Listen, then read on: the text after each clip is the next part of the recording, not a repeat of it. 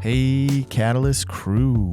Welcome to the first episode of Catalyst Corner. It's Thursday, so we have Jim F0123 art on, and yeah, let's get into it. All right, so we have Jim with us today. How's it going, my friend? It's going well. How you doing? Another day. Finally got the studio going. Yeah, so. looks good. Looks good. Yeah, we're getting there. We've been bringing Jim on the Daily Drop every Thursday. We kind of get out there, drop off the orders from the store, talk to you guys about the business a little bit, tell you what's going on in the day-to-day. And, this is more of a kind of free flow where we can have an actual conversation and talk about kind of pop culture and everything. Yeah, absolutely. So we'll get into it a little bit. Okay. I know we don't have a ton of time, let's but do it. We might as well. Yeah. So go ahead, hit me with the Saint Maude a little bit.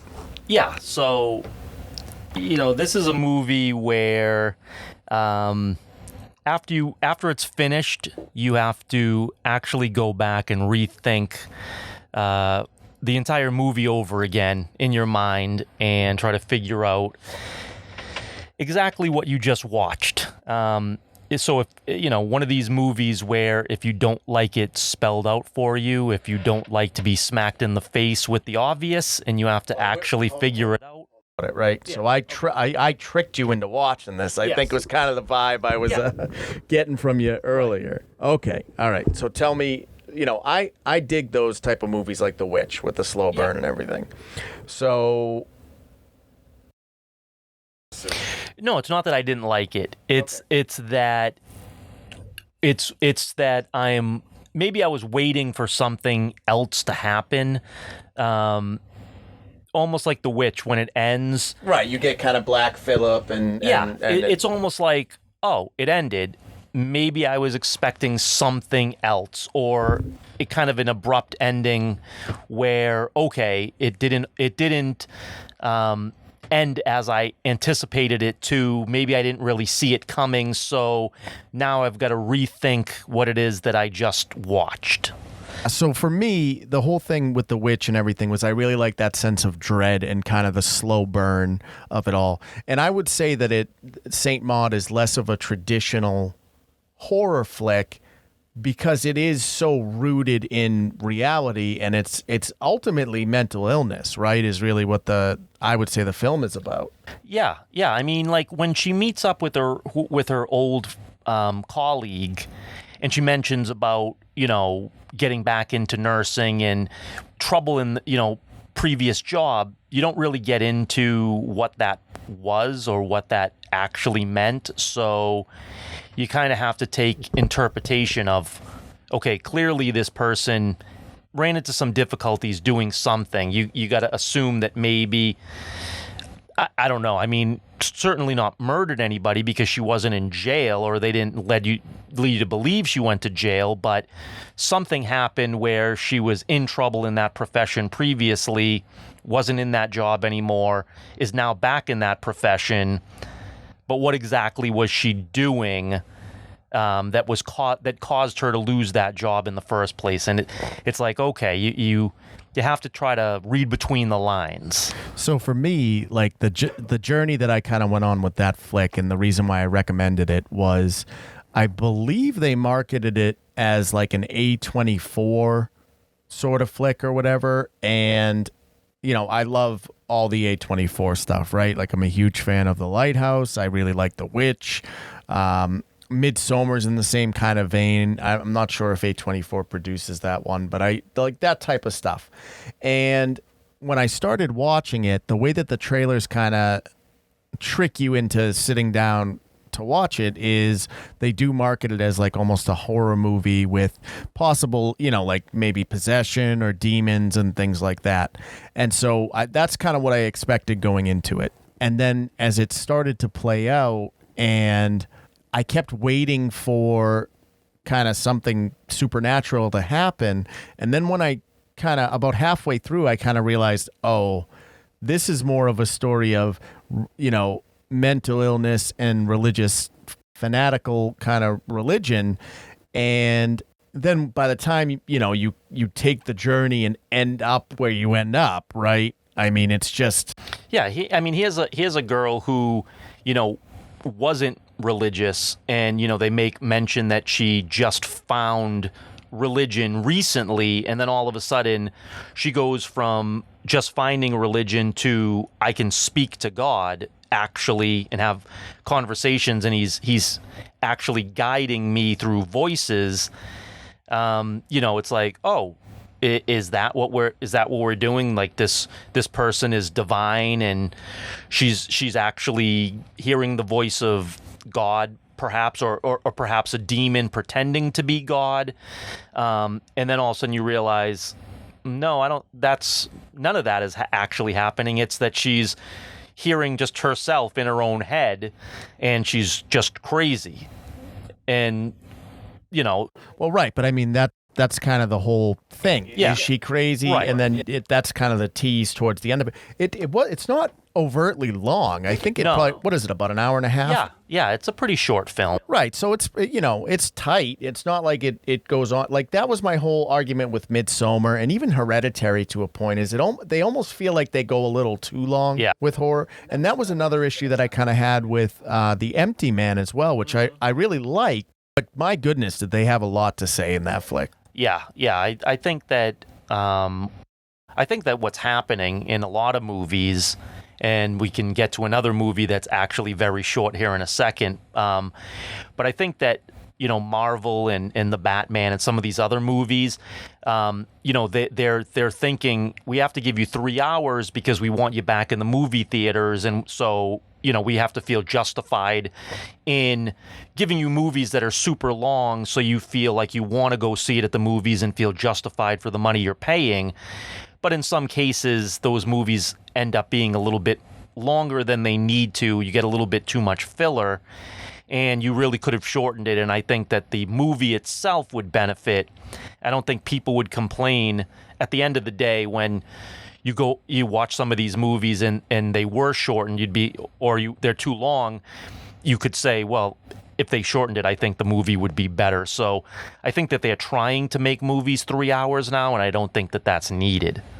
Yeah, and if that is really the intention, I think it would have, for me anyway, the opposite effect, because ultimately, if you're gonna, time is the most precious commodity, right? And it's not just going and sitting down at a movie theater for 3 hours. It's getting to the movie theater, getting your seat, sitting down. Then after it's over, you got to go back home and everything. And for me, especially with, a longer type of film, I work very hard in getting my setup the way I want it, in my movie watching room. And it's more comfortable than any theater. And so to sit in a theater for 3 hours where it's sticky and, people are on their cell phones or they're talking and it's pulling me out of the movie, as opposed to maybe being at home, being able to pause it if I want to get up for a minute. If I have to go to the bathroom, I won't miss anything. I don't have to worry about kids talking or being on their phones. That to me is really the selling point. And since we've transitioned from leaving the movie theaters, I mean, I don't need to go back. No. I really don't. Not at all. So no. And I think, with movies, with books, comic books, what have you, I think that, what we need to start removing is filler. I think that people are starting to think that making things longer is going to be more beneficial to the bottom line. And I only think if you have something to say. Yeah. And I think the problem is, it's like, no, take the filler out, condense it to make it where the time, because people, like you just said, have limited amount of time. And, if they want to see a movie, 2 hours, you can fit in what you need in a 2-hour movie if you take out a lot of unnecessary filler, unnecessary dialogue that really just doesn't go anywhere. I think it's an overall more enjoyable experience if you do it that way. And at least this movie was short and to the point, and there wasn't that need for filler because they were able to get this movie in a relatively short amount of time. Right. And the other thing about, filler and longer movies in general is I think part of what makes horror such a powerful medium is the longer you spend time with a horror film, the less scary it is because you're explaining more. There's less of that unknown, which is generally what is the start of the fear. And, by the time you get to the end of it, you have a very clear picture of what's going on. And sometimes what isn't seen is a lot scarier than what is. Yeah, and I also think that, the smart bet is to leave something on the table because you want to have sequels, right? So if you give everything or make a movie too long where you have to give too much away, then you've really ruined the intrigue going forward. And if you leave some of that stuff on the table and you end the movie, I think that is why people would want more, and because they want to hear more of that story. They want more detail, and that's why you used to have 5, 6, 10, whatever it might be. Where nowadays you're not getting those sequels as often as you do because they're trying to fit what would be 2 to 3 movies into one movie. I actually think No Way Home suffered from that, to be totally honest with you. Yeah. I enjoyed it. But the thing that kind of messed me up was everyone I talked to told me how amazing and how awesome the movie was. And then when I finally sat down and watched it, it was fun. I enjoyed it. But I kept thinking, wow, there's so much here. I don't think you're doing it enough justice.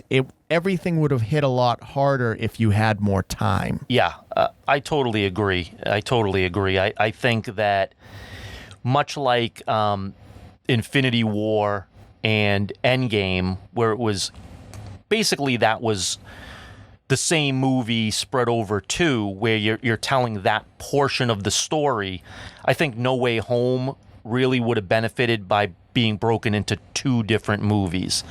I think that you could have you really had so much go on in a shorter amount of time that you didn't have a lot to expand upon in certain elements, and certain elements came and went far quicker than they should have. And especially the villains, right? So they kind of came and went, and now you don't have them anymore because either they're dead or they're back to their own universes. And there was a lot more story to be told, and now you can't. Where if you kind of broke it into 2 movies, I think you could have given the villains a little bit more screen time each, fleshed it out a lot better. And I think then you could have led on to whatever they're going to make for Spider-Man movies, 7, 8, however many Kevin Feige thinks he's going to make of these things. Well, I mean, that's just the only thing I can really imagine is that they did that because the contract was up, right? So that either it's going to get made or it's not. Because otherwise, why on earth would you not make it into 2 films? Now, have you seen Morbius? I have not. No. Neither have I. And that one I wouldn't go to the theater for, but I'm going to watch. Yeah, I am too. I just did watch, though, Let There Be Carnage. Which, again, here is a short movie, right? Which, I thought that this movie was far worse than Venom, and I thought Venom was a bad movie to begin with. Again, did I like the way Venom looked? Did I like the way Carnage looked? Sure. The aesthetics of the characters were very well done.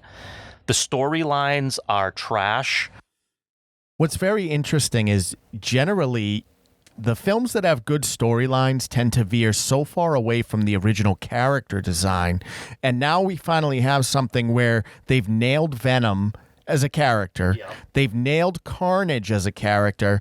They did a terrible job casting Cletus. Yeah. But the whole plot of the movie was, we're free now, we're going to get married, and then we're going to kill Venom.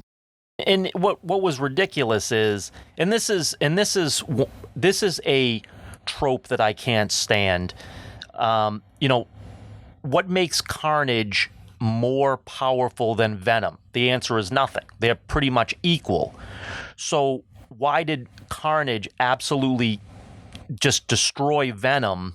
And then when they're back into human form, how is a 60-year-old man, beating somebody with Woody Harrelson's size, beating up on somebody of Tom Hardy's size, right? It just doesn't look good. It doesn't make any sense because they would be equally powered, but you're also talking about a host that is probably 20 years older than the other host. And so right there, which right, doesn't make any sense.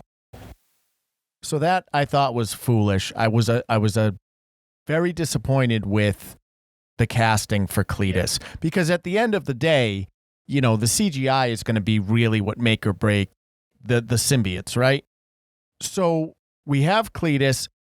Obviously, when they did the teaser at the end of Venom 1, nobody liked the red wig, right?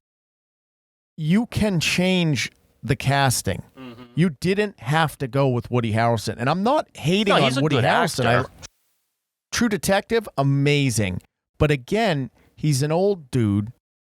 And either Venom has to be an old dude or Cletus has to be someone in his late 30s or early 40s, not his 60s, which is what we got. So that was weird. He played the character very strangely. And the other problem, and I think this is the over-encompassing issue, especially with a character like Carnage, he's not a PG-13 character. He kills people. He's a serial killer. And you're trying to fit a square shape in a round hole. And I think the other real big problem with that this movie suffered from is Venom is not a comedy act.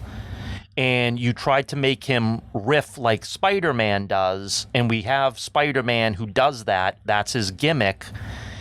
Venom is not somebody that sits there and jokes around and is playing music and cooking breakfast. And it's just like you took everything that's like you look at Venom and you look at the the CGI of it and say, okay, that's a really cool character. And then when he's speaking and then it's like, no, that's totally lame. Like you have destroyed what looks like a really cool character and made him into a comedy sidekick. And it's like, no, that has nothing to do with what Venom is. And so it ruins the aura because this is somebody that you ultimately may want to have go against Spider-Man. I don't know the direction they're heading. Well, they keep teasing it, right? But now, what are you going to do? You're going to have Spider-Man and Venom have like a joke off with one another because this is kind of what they do. It's just like they're making every character Deadpool. Yeah, that's exactly what they're doing. And we're going to get Deadpool 2 as well into the MCU. Deadpool No, 3. I mean into the MCU, right? So what are we going to do? Have Venom and Deadpool and Spider-Man just sit there and tell jokes, get Star-Lord in there as well, and just everybody just, is going to sit there and give their best one-liners? Is that what, Marvel is all about, is who has the best one-liners? I mean... But that's my biggest problem with the direction that all of these films are kind of going in, is that every single like for me, I really enjoyed the Snyderverse cut of Justice League, right?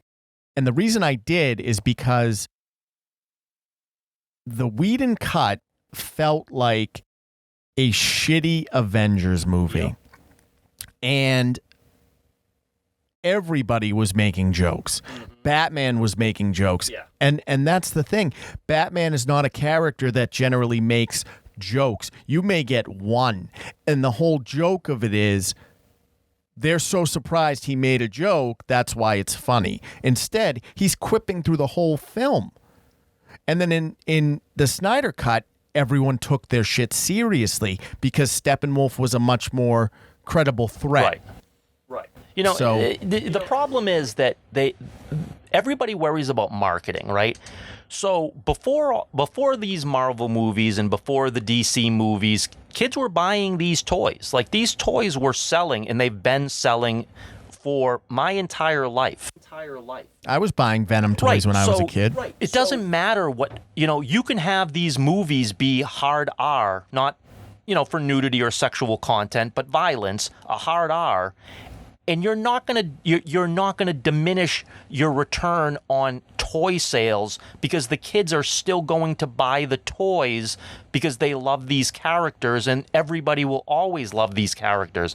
So you don't have to make these into 12-year-old kids having fun on the playground. You can have them be serious, and you're still going to make as much in toys and t-shirts as you would by doing it the formula that you're currently doing. Right. I mean, kids are buying Deadpool action figures. Of course they are. Right. I mean, I would even argue that they're buying more of them since the films have come out. I mean, again, if you have to edit it for TV, so be it. Right. I mean, that's the way it is. But the formula should be what they did in No Way Home. You can bring Matt Murdock in. You can have him be light and PG-13 because that's the situation that he's in. Right. And then let him go back to Hell's Kitchen and have to deal with all the bullshit that makes his show a mature show. Yeah, absolutely. And I mean, Moon Knight just finished. The final episode was Wednesday. Okay. And again, it's you've taken a character that is an R-rated type of character, truly violent of a character, and you watered it down. You watered it down to fit the MCU formula.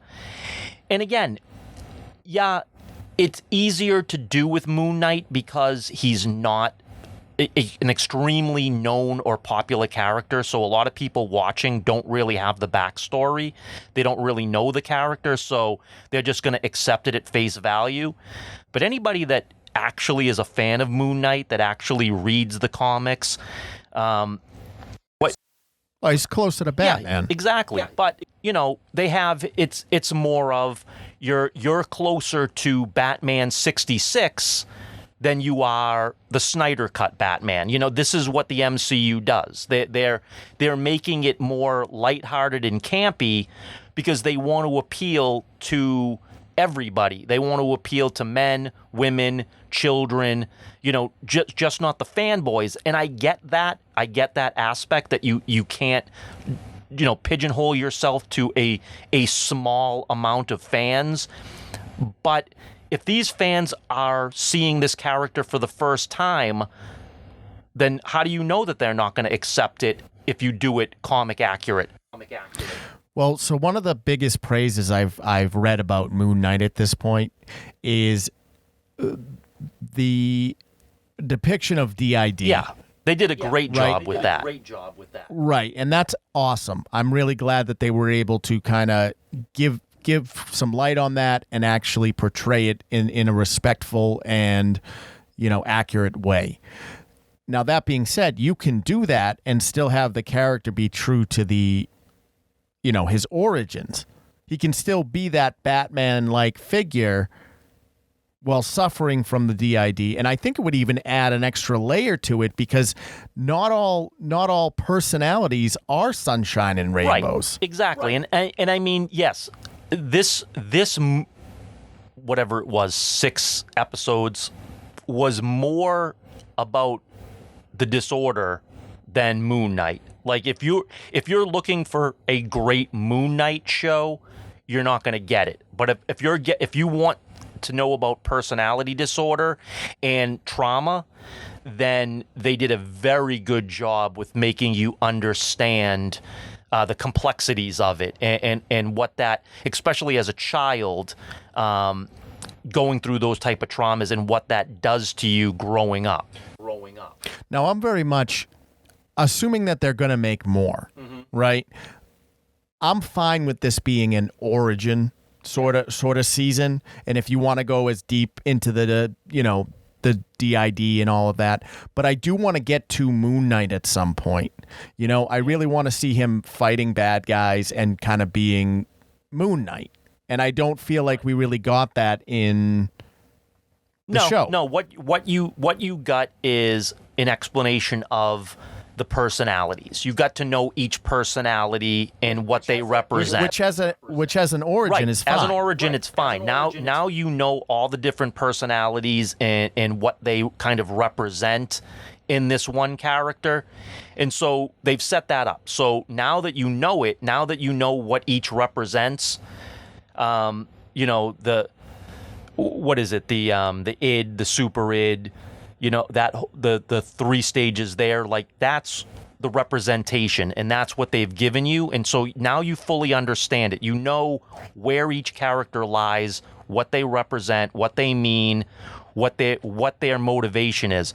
So they've done a great job in explaining the disorder and explaining the personalities and getting to understand what they represent going forward. Now, if they're going to do a season 2, it's, okay, what's the superhero and what is he going to do?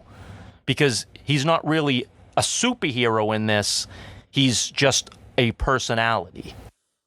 Right, which again is fine as the origin. Right. But so my question is, and this is kind of where I'm struggling with Marvel as a whole right now, is that for me, my last real excitement in the MCU was Endgame, right? Infinity War and into Endgame were very exciting. Yeah. Now, I've told you this before. I really think they did Thanos a disservice by bringing young Thanos back. Yeah. He was a great villain. There were some sympathetic tendencies, and then you kind of take all of that away just so you can have a light version of the Mad Titan, right? And so everything I've seen after this, now, listen, don't get me wrong. I enjoy it all. It's all good, right? But it's hard to get excited like I did when we were leading up to this kind of Thanos thing. And I know they're talking about Kang and maybe they're teasing some other stuff. Now, I haven't seen Doctor Strange yet. No, well, it officially comes out tomorrow. Right. But they were doing like early screenings tonight and everything. And so I have, I hear it's good. Yeah, I'm hearing mixed bag, to be perfectly honest, but the mixed part that I'm hearing is just to temper your expectations. Yeah.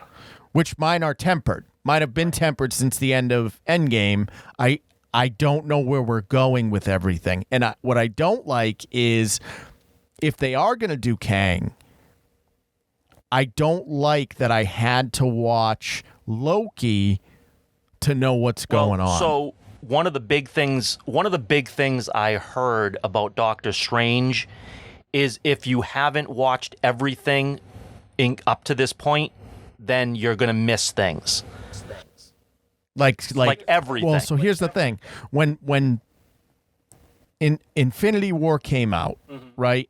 It was right after Black Panther, and I know that didn't have the that was the only one I hadn't seen at that point. Ultimately, Black Panther's villain, Killmonger, is it's either Thanos or Killmonger as far as MCU villains go. But we weren't able to make it to the movies to see that before Infinity War came out. And I didn't miss anything. I just, I knew about Wakanda, so if you hadn't seen it, you wouldn't have, that one scene. Right. But I don't want to watch Doctor Strange and then be like, what's going on? I mean, it sounds, from what I've heard, from what I've read, because I don't read spoilers, so I certainly don't spoil anything for myself. I certainly wouldn't for anybody else either. And if we ever discuss spoilers of anything, newer, obviously we've covered a lot of stuff today, but we'll give you a trigger warning of newer stuff. If you haven't watched Saint Maude, it's three years old, like, right. Yeah. But what I'm hearing is that the Disney Plus shows are in there. So it's like if when this whole thing started, right, Kevin Feige said, oh, no, you won't have to watch the Disney Plus shows to follow the movies. But that's right. It was wrong. supposed to be like Agents of S.H.I.E.L.D., right? That's been proven completely false because everything that's happened on Disney Plus so far has filtered into the movies in some capacity and are continuing to filter into the movies. So Yeah, no, you do have to watch the Disney Plus shows, because then if you don't, there are going to be things that you don't understand, and so in Doctor Strange, it sounds like a lot of things from Disney Plus, especially if you didn't watch WandaVision, is going to be in there. So again, if you didn't watch WandaVision, you're probably going to not understand a bunch of stuff that happens.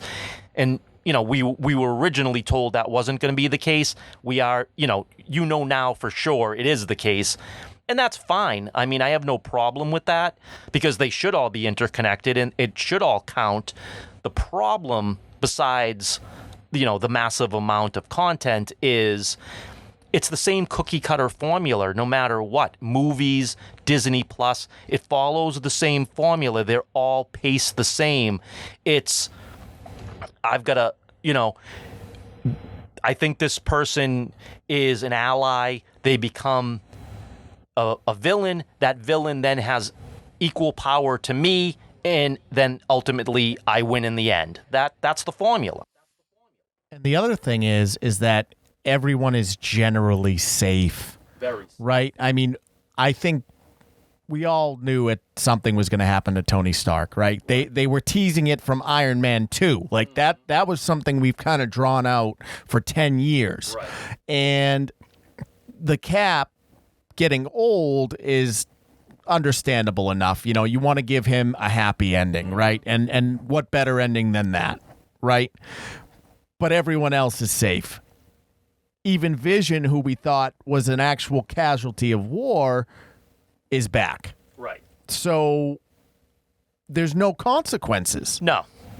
There are zero consequences. I mean, there's no, and that's the problem, right? I mean, but I felt that way in No Way Home as well. Like I said, I enjoyed it, but what the scene that was very strange to me was at the end when Goblin kind of tried to take out, Raimi Spider-Man. Mm-hmm. But then he was fine. Right. And it's like, well, why would you even put that in there? It was then? just a shock moment for that second, and then you realize he's fine. But just for a second. Yeah, but here's one of the biggest problems Marvel has. You for every one villain that you vanquish, you're adding 2 or 3 heroes. So at some point, it's going to be like 5-1 in favor of heroes. Well, where is there? How can anybody be a real threat in the Marvel universe when there are so many heroes and so few villains?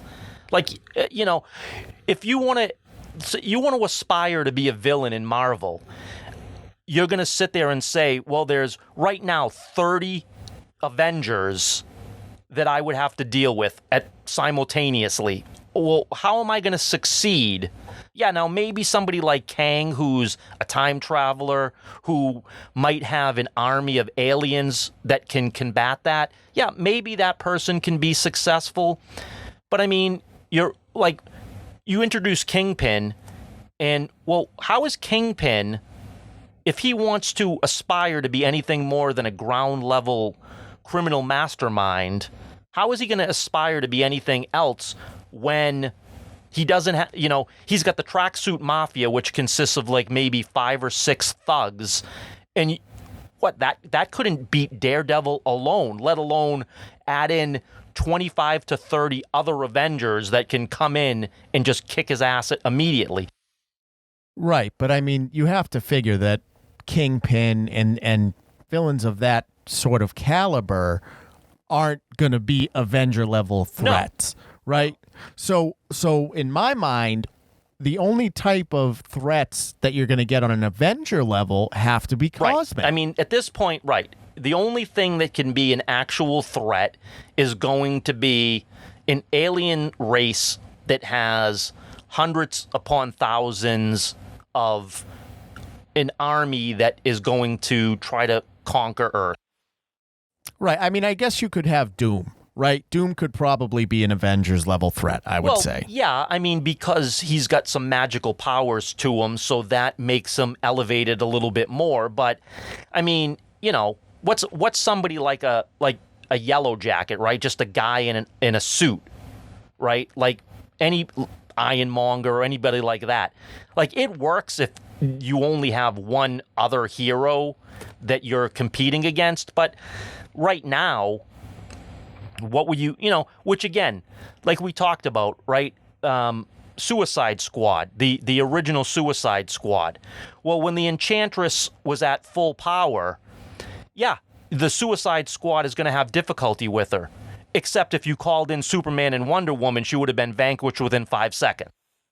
Right, but I think you could even make that argument about Starro, right? I mean, he is a cosmic level threat. So what would stop Superman? Because it's going to be on the news. What would stop Superman from flying over there and taking care of it? And that's the problem, is that you have these superpowered people that can easily handle a lot of these singular threats. That was my only critique for Suicide Squad 2, is just that I still don't understand why they're not utilizing the squad for things the squad is utilized for. Right. You can, any type of corporate corruption, anytime you have to get a high priority target in and out of an area, assassinations. I would even argue the animated film with the get out of hell free card. To pay. I mean, if right? you look at what's going on in real world right now, right? Suicide Squad would be what you would do to, you could send them in. Right. You don't send Superman into that. And because that you're starting to talk about, if you were to send him into that, that's more like the Injustice sort of timeline, right? Where he starts to become the tyrant. No, he's not going to deal with stuff like that. Well, because here again, you're what you would be doing is sending in a threat of war, right? Be sending in like a bomb. That's like That's like nuking. So that would be a nuclear powered type of threat that could essentially cause World War III. How would you diffuse that without them knowing about it? Is you send in the Suicide Squad to handle it covertly. And that should be the type of missions that they're running, because you can still have, if you really look at it, up until Starro popped up, it was that movie. So I don't understand why we keep going cosmic with the Suicide Squad villains, because that is not what they're doing. If you wanted to go Starro, what should have happened is he got unleashed at the end, and the movie ended with him being unleashed, and now it's a threat that's too large for the Suicide Squad, and now Starro appears in someone else's movie. Like, say you wanted to... say the next movie up was the Green Lantern Corps. Okay, Suicide Squad goes in, and all of a sudden what happens is that Starro gets unleashed. That's not what they knew about. They didn't expect that. But what they did unleashes Starro. That becomes well beyond what they can do. Starro's now a big-time cosmic threat, and now the Green Lantern Corps gets called in to handle that. That you could set up. But even if you wanted to use Starro only once, you could still end it that way. And then in the next movie, just have Superman come and fly through his eyeball. Yeah, or something like that. But but once you release Starro, it becomes beyond what the Suicide Squad can handle. Exactly. They would need assistance at that point. And the same thing with Enchantress, right? Like, you can't do these cosmic level threats. You can even have the Joker be the best. That was the biggest downfall of the first one, is you could have the Joker be the villain, and the Suicide Squad is ultimately maybe they went in for the mission to retrieve whatever they had to retrieve, and then Joker got in the way. You can have it be that. He doesn't have to always be a Batman villain. He can be enough for the squad to deal with. Joker, what we know of the Joker and the way the Joker conducts himself, that he in and of himself is enough of a threat that the Suicide Squad would have their hands full dealing with him, and maybe as a couple henchmen. That alone would be enough that the Suicide Squad, they would be up to their eyeballs in trying to handle it. That's what would make them in that type of movie successful. But once you get to a cosmic threat, the Suicide Squad is no longer valuable. They're no longer the asset. Now you got to call in some of these superpowers. And again, if if and when these other superheroes find out about it, why would they allow the Suicide Squad to do it on their own? They would certainly come in and assist to make sure they get it taken care of. We're starting to really not make any sense in real world. And I know it's not real world. I get it. I understand this is all fantasy. This is all escapism. I'm not trying to say that it needs to be fully, grounded in real world. But, again, if Superman finds out that something like Starro exists, Superman goes over there and he handles it. It's not, he finds out the Suicide Squad's there. They got it. That's not how it would actually work. He doesn't even know the Suicide Squad exists. That's not even on his radar. No, he doesn't. But, again, Superman can certainly find out that information. He has the ability to find that, what's going on. I think that if something like Starro got unleashed in a city, Superman would find out about it in short order. I agree. And I really hope that we can kind of get our footing back with our superhero films, because they're obviously around to stay. And it seems like we're starting to get saturated with them again. We had a couple years where we only got one or two. Yeah. And now it seems like, what do we have, 3 or 4 this year? I mean, this year, if you count in, both Marvel and DC, you're probably going to have like 7 movies or, including the TV shows and things. Yeah. You're saturating us with films again, which is fine. Again, I go in, it's popcorn, it kind of lets you forget. I just want the quality to be as high as we can get it. Just real quick, Jim's currently working on a self-published comic. Do you want to give that a little shout out real quick? Yeah, just gonna working on it, working on the inking right now. I'm hoping to have it all finished and ready for publication in June. Again, this is it's a horror comic, black and white, kind of old time style. So if you're into that kind of that old, old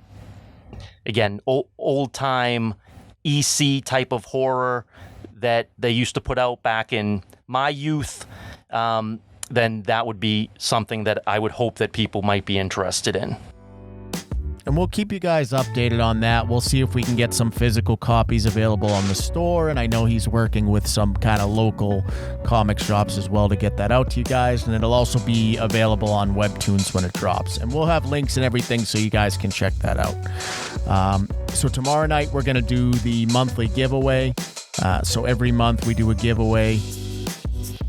And this month we're giving away a 4-pack of laser engraved coasters. So we'll live stream that tomorrow night. And that'll be the end of the Catalyst Corner number 1. Jim, thank you so much thanks for having me. All right, guys. We'll call this a night. And I'll catch you on the next one.